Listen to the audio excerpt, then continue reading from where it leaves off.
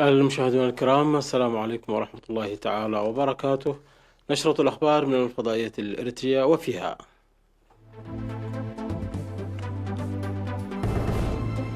رئيس سياسي يلتقي رئيس المجلس السيادي السوداني.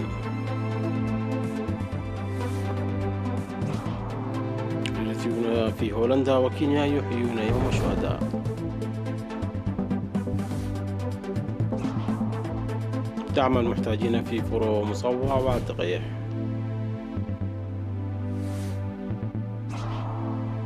ترامب يعلن نقل قوات أمريكية من ألمانيا إلى بولندا. إنشاءات صينية جديدة قرب موقع اشتباك حدودي مع الهند.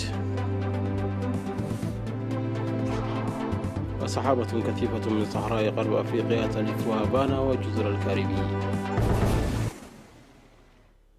أهلا بكم مشاهدينا.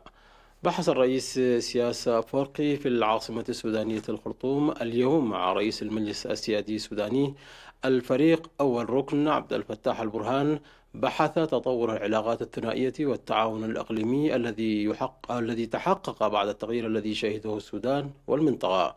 واتفق الجانبان في اللقاء على الدفع بالجهود المشتركة لتنفيذ فاعل للبرامج الطموحة الموضوعة من البلدين لتعزيز الشراكة والتنسيق الإقليمي. وتوجه رئيس سياسة أفورقي صباح اليوم إلى السودان في زيارة تستغرق 3 أيام تلبية لدعوة رئيس المجلس السيادي السوداني الفريق أول عبد الفتاح البرهان. وكان في استقباله لدى وصوله مطار الخرطوم الدولي رئيس مجلس السيادة الفريق أول ركن عبد الفتاح البرهان عبر مراسم الشرف الرسمية. ويرافق رئيس سياسة أفورقي في هذه الزيارة وزير الشؤون الخارجية السيد عثمان صالح ومستشار الرئيس السيد يماني قبراب.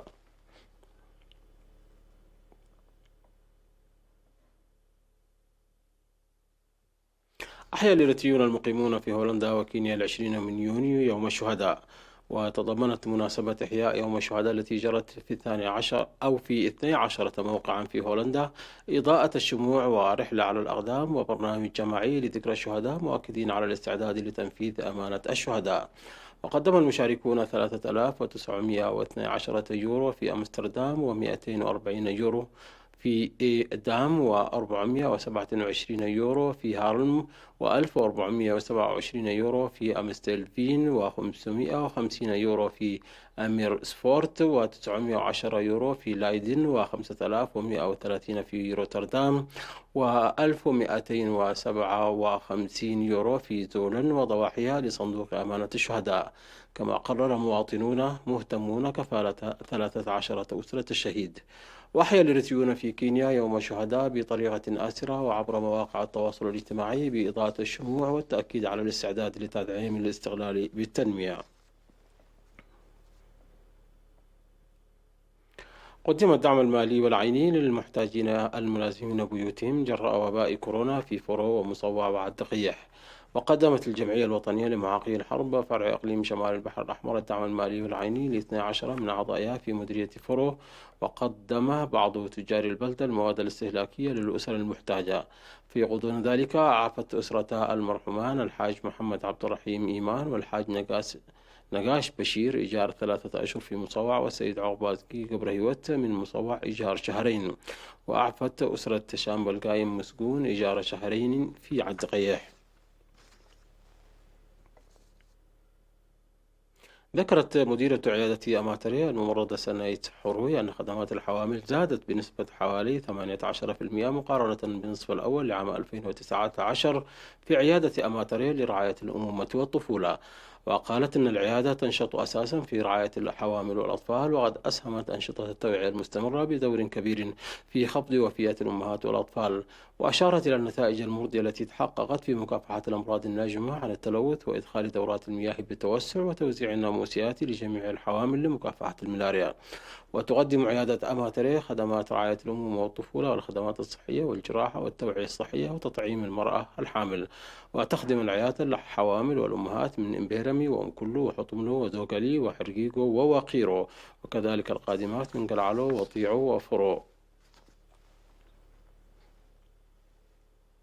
تتواصل التبرعات الشعبية في الداخل والمهجر لتنمية صندوق التصدي لوباء كورونا.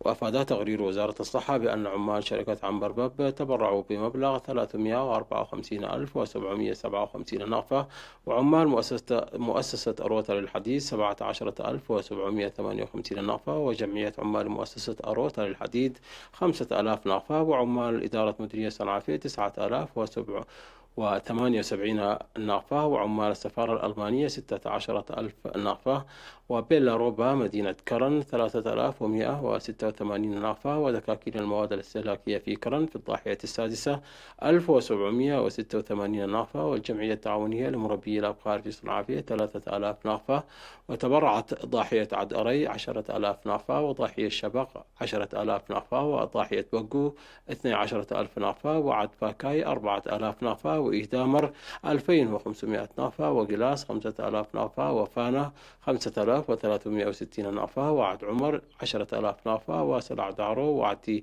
قنبلو وعد دمزمات 3,000 ناقفة. وتبرعت طاحونة عند مريم قش والداي في حمرتي ب5,000 ناقفة، وجمعية سلاسل العائدين من إثيوبيا سكان تصرات 2,000 ناقفة، ومطعم زرئي هيلي تحتاي سرجغة 1,000 ناقفة، ومؤسسة جنة زرؤول للألبان ومشتقاتي 1,000 ناقفة، وجمعية مدهني ألم شمان وقوس العلايا المقيمين في أسمرة 1,000 ناقفة، وجمعية قدوس ميكائيل نوي حزبان المقيمين في أسمرة 2,000 ناقفة، وجمعية قدس مريم التعاونية أبناء أبراهام قوميرو المقيمين في أسمرة 2,000 ناقفة، وجمعية قدس مريم دكي دفري المقيمين في أسمرة 3,000 ناقفة، وجمعية قدوس ميكائيل عدي كنزناب المقيمين في أسمرة 2,000 ناقفة، وجمعية قدوس ميكائيل عد حوشة المقيمين في أسمرة 3,000 ناقفة، وجمعية بعل مريم عد بارو المقيمين في أسمرة 2,000 ناقفة، ومتجر صهينيش قبر مسقل للفلفل الأحمر 2,000 ناقفة، ومطعم أبا شاول 3,000 ناقفة، وفيورو كافيه 2,000 ناقفة، ومطعم السرات 1,000 ناقفة، ولتاي لبيع الأحذية 1,000 ناقفة، وحداث برهاني للفلفل الأحمر 1,000 ناقفة، وجمعية أبونا ليبانوس مباب الحين للمقيمين في أسمرة 1,000 ناقفة، وجمعية قدوس ميكائيل مايمنية المقيمين في أسمرة 2,000 ناقفة، وجمعية بعل مريم أقرم مخل المقيمين في أسمرة 3,000 ناقفة.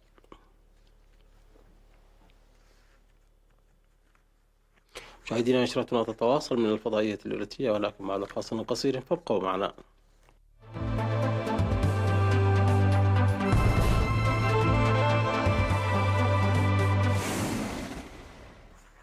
أعلن الرئيس الأمريكي دونالد ترامب نقل قوات أمريكية من ألمانيا إلى بولندا في مبادرة قوية لمصلحة نظيره البولندي إندريه تودا قبل 4 أيام من اقتراع محفوف بالمخاطر ترشح فيه الرئيس البولندي القومي لولاية ثانية. وبعدما أكد أنه يريد خفض عدد القوات الأمريكية في ألمانيا بشكل كبير، شدد ترامب الذي تتسم علاقاته مع المستشارة أنجيلا ميركل بتوتر شديد على تفاهمه الجديد مع دودا.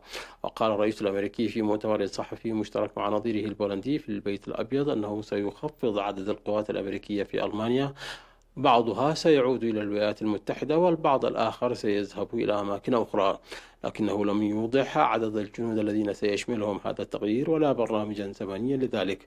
من جهته صرح دودا أنه طلب من ترامب عدم سحب قوات أمريكية من أوروبا من أجل الحفاظ على أمن القارة، لكنه أكد في الوقت نفسه أنه يرغب في استقبال عدد أكبر من العسكريين الأمريكيين في بولندا. وكان قرار السحب الجزئي للقوات الأمريكية من ألمانيا أدى إلى تصاعد التوتر بين واشنطن وحلفائها الأوروبيين في حلف شمال الأطلسي.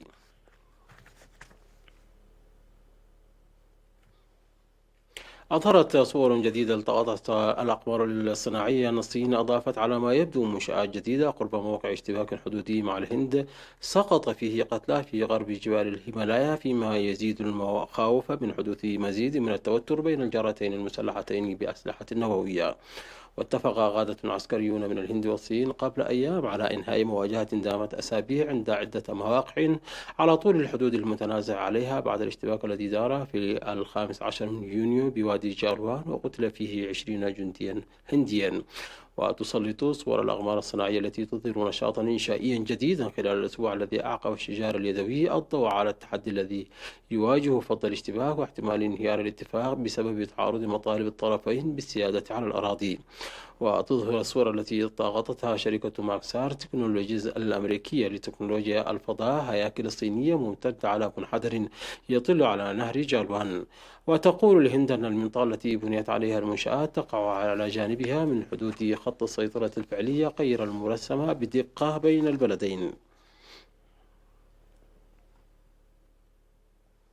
لفت سحابة ضخمة من الغبار قادمة من صحراء غرب أفريقيا الجزء الأكبر من كوبا، وبدأت تؤثر على جودة الهواء في فلوريدا، ما أثار دعوات إلى الأشخاص الذين يعانون من أمراض الجهاز التنفسي للبقاء في المنزل. وعبرت سحابة الغبار المحيط الأطلسي آتية من أفريقيا وغطت جزيرة بورتوريكو الكاريبية وضربت جنوب فلوريدا في الولايات المتحدة وفق ما أعلنت السلطات. ومن المتوقع أن تسوء أحوال العاصمة الكوبية هافانا كما أفاد متخصصون. وقال فرانسيسكو دوران رئيس علم الأوبئة في وزارة الصحة أن السحابة من المرجح أن تزيد من أمراض الجهاز التنفسي والحساسية.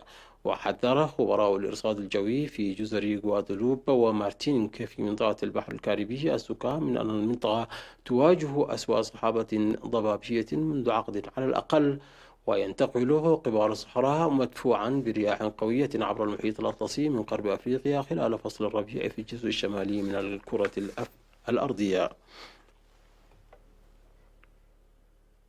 تتسلل الجزيئات البلاستيكية أينما كان في محيطات الأرض وصولا إلى تلويث النظام البيئي البري في أنتاركتيكا على ما أظهرت دراسة نشرت. فقد عثر علماء على جسيمات البوليسترين في أحشاء كهدليات، وهي من مفصليات الأرجل البرية الصغيرة جدا. وسبق وأن عثر على جزيئات بلاستيكية في كائنات حية في كل المحيطات وصولا إلى قعر خندق ماريانا الأعمق في العالم. وأشار معدو الدراسة إلى أن التلوث على اليابسة أهمل بشكل واسع حتى الآن.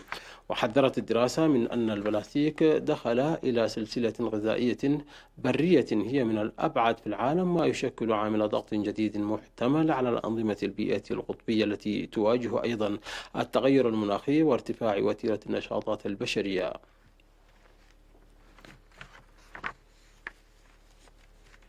مشاهدينا، انتهت النشرة. شكرا على حسن المتابعة. تحية لكم أينما كنتم. إلى اللقاء.